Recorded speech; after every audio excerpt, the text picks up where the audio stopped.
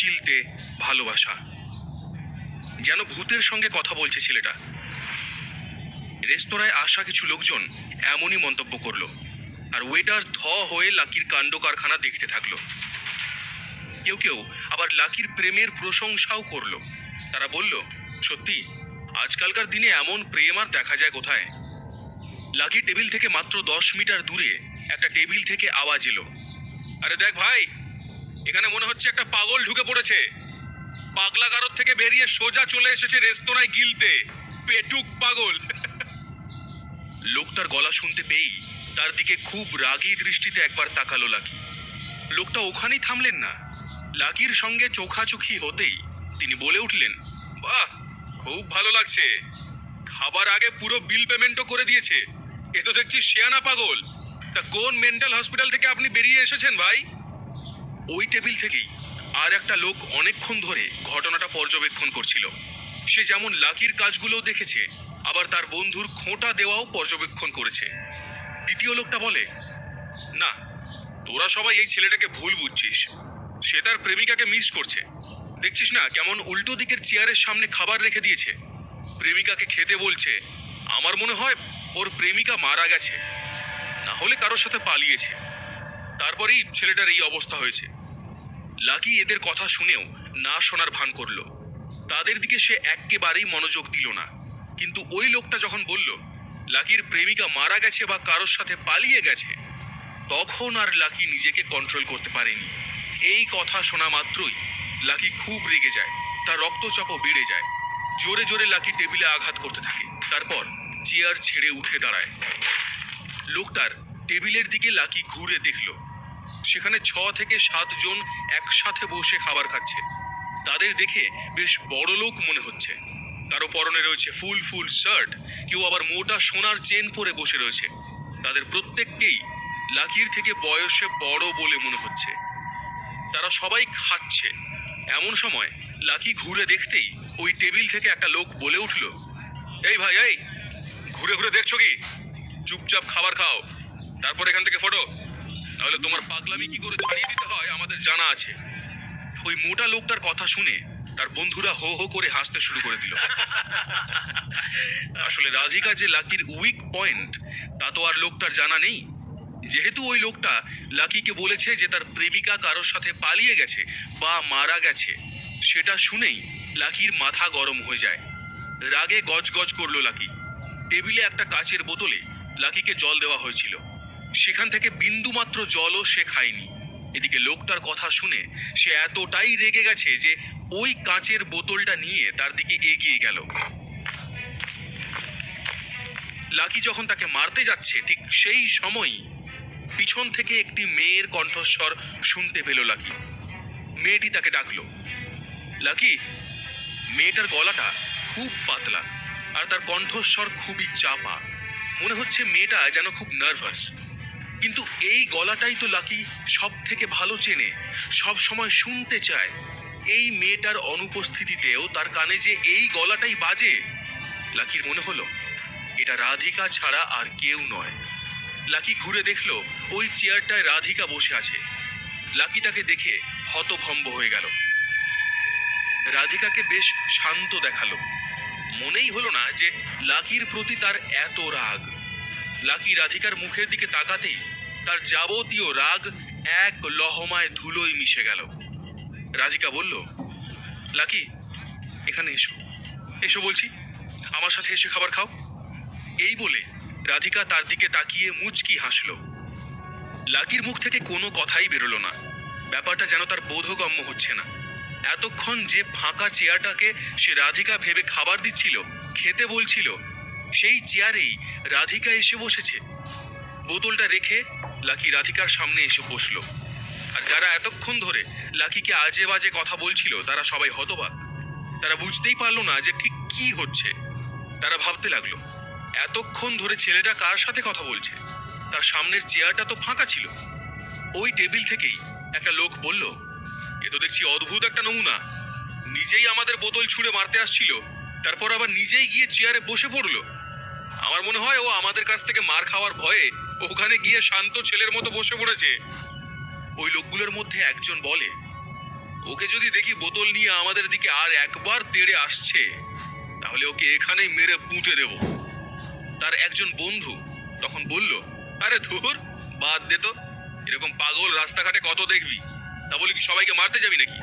বললাম না আমি, এই মালটা কোনো মেন্টাল হসপিটাল থেকে পালিয়ে এসেছে। এখনই দেখ ওকে আবার এখান থেকে ধরতে না আসে। এই টেবিল থেকে যখন লাকিকে নিয়ে এত কথা হচ্ছে, তখন লাকি নিজেকে পুরোপুরি রাধিকার কাছে সমর্পণ করে দিয়েছে। রাধিকাকে সে দেখতে পেল, তার দিকে তাকিয়ে মিটি মিটি হাসছে রাধিকা। অনেক কিছু বলার আছে লাকির। তার মনে হচ্ছে রাধিকা তাকে ক্ষমা করে দিয়েছে। এই ভাবছে আর খুশি হচ্ছে লাকি। লাকির মনে হচ্ছে এত সুখ আবার সইবে তো। ঠিক সেই সময়ই জোরে একটা লোকের আওয়াজ ভেসে এলো, গাধা, আমার হাতটাও পুড়িয়ে দিবি নাকি?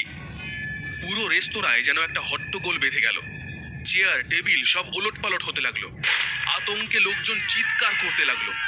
রেস্তোরাঁর কিচেন এরিয়াতে গ্যাস সিলিন্ডার থেকে আগুন ধরে গেছে।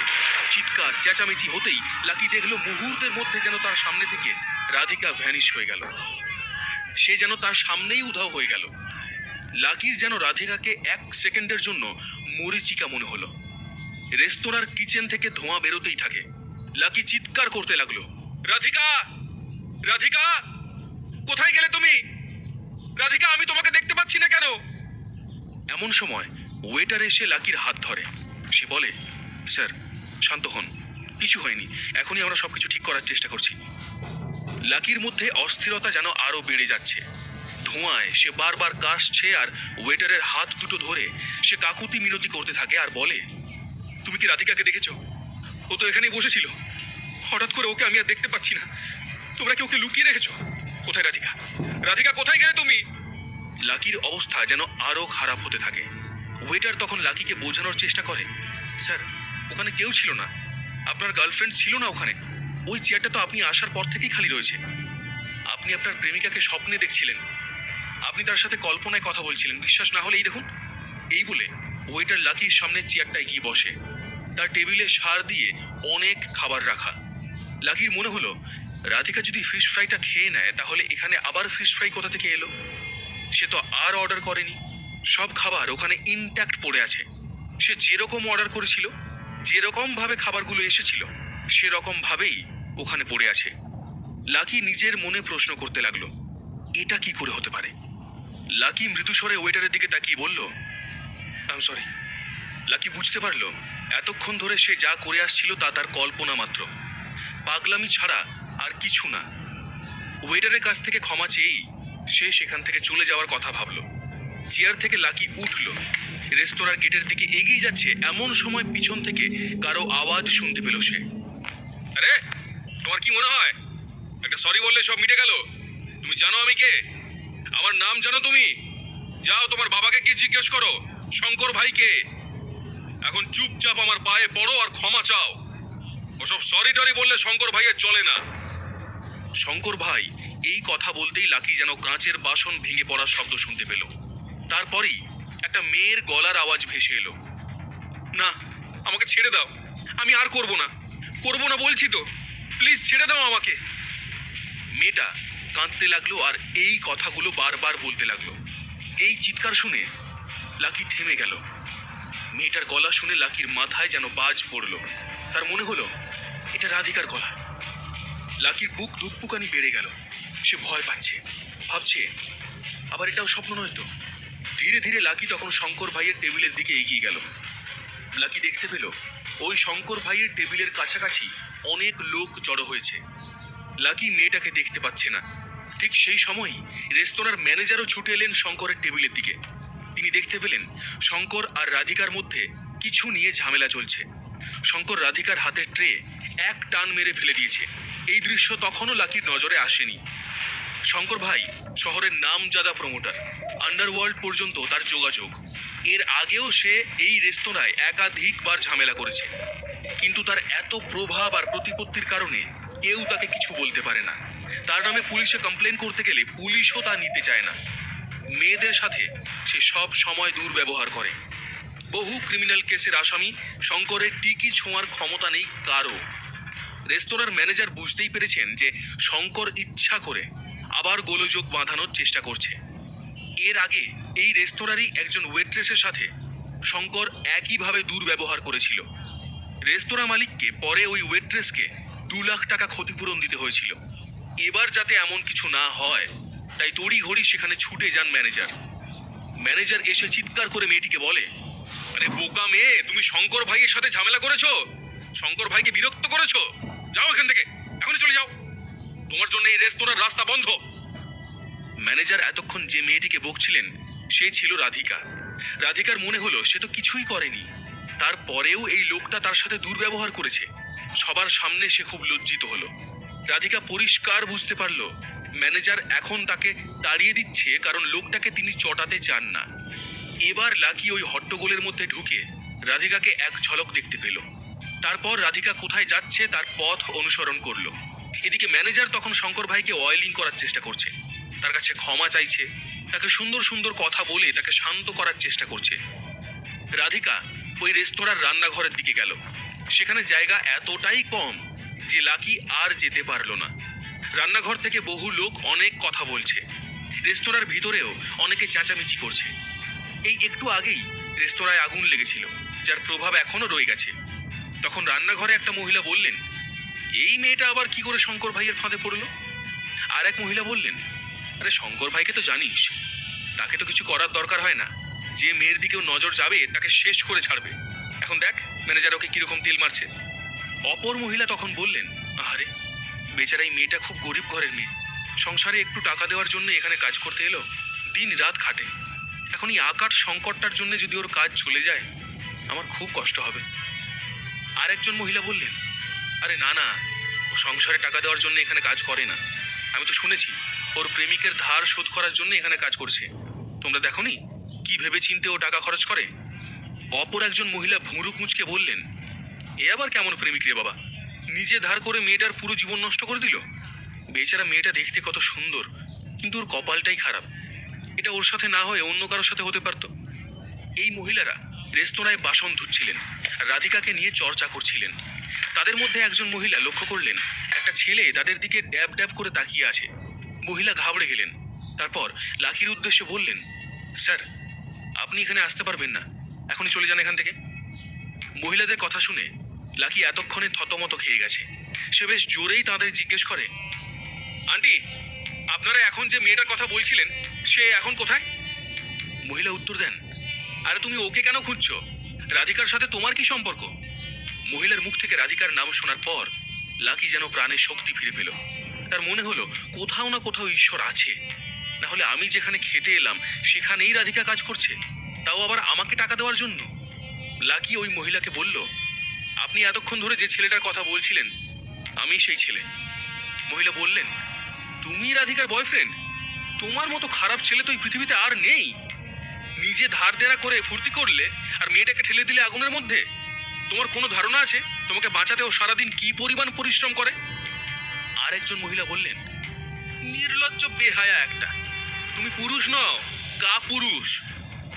তারপরে আরেকজন মহিলা বললেন, এদিকে এসো, আমার সঙ্গে চলো। লাকির মুখ দেখে তার খুব মায়া হলো। তারপর লাকিকে রেস্তোরাঁর একেবারে ভিতরের দিকে নিয়ে গেলেন তিনি। রান্নাঘরের লাগোয়া একটা ফাঁকা জায়গা রয়েছে, সেই জায়গাটাও নিতান্তই ছোট। এক চিলতে সেই জায়গাটা শাকসবজিতে ঠাসা রয়েছে। লাকি দেখলো রাধিকা হাঁটুতে মাথা দিয়ে একটা বেঞ্চের উপরে বসে আছে। রাধিকাকে দেখা মাত্রই লাকির পা কাঁপতে লাগলো। রাধিকাকে দেখে তার চোখ দিয়ে জল পড়তে লাগলো। লাকি দেখলো রাধিকার কি করুণ অবস্থা হয়েছে। সে মাথা হেঁট করে বসে আছে আর গুমড়ে গুমড়ে কাঁদছে। ধীরে ধীরে লাকি রাধিকার দিকে এগিয়ে গেল। নিজের উপর যেন লাকির খুব রাগ হচ্ছে, লজ্জা হচ্ছে, হচ্ছে অনুশোচনা। তার মনে হচ্ছে রাধিকার এত দুঃখ ও কষ্টের কারণ একমাত্র সেই। যতই সে রাধিকার দিকে এগিয়ে যাচ্ছে ততই আরো এই কথাগুলো লাকিকে পাগল করে তুলছে। বুকের ভিতরে যেন একটা জ্বালা অনুভব করছে সে। রাধিকার কাছে ক্ষমা চাইতে যাচ্ছে সে, পায়ে পড়ে সব দোষ স্বীকার করে নিতে চাইল সে। আজ রাধিকা তাকে ক্ষমা না করলে লাকি এই রেস্তোরাঁ থেকে এক পাও নড়বে না। লাকি এবার এগিয়ে রাধিকার একদম পাশেই চলে যায়, তার চুলে নিজের হাত রাখে। রাধিকা কি লাকিকে ক্ষমা করতে পারবে? তারা দুজনে কি আবার এক হয়ে যাবে? এর পরের গল্প জানতে হলে শুনতে থাকুন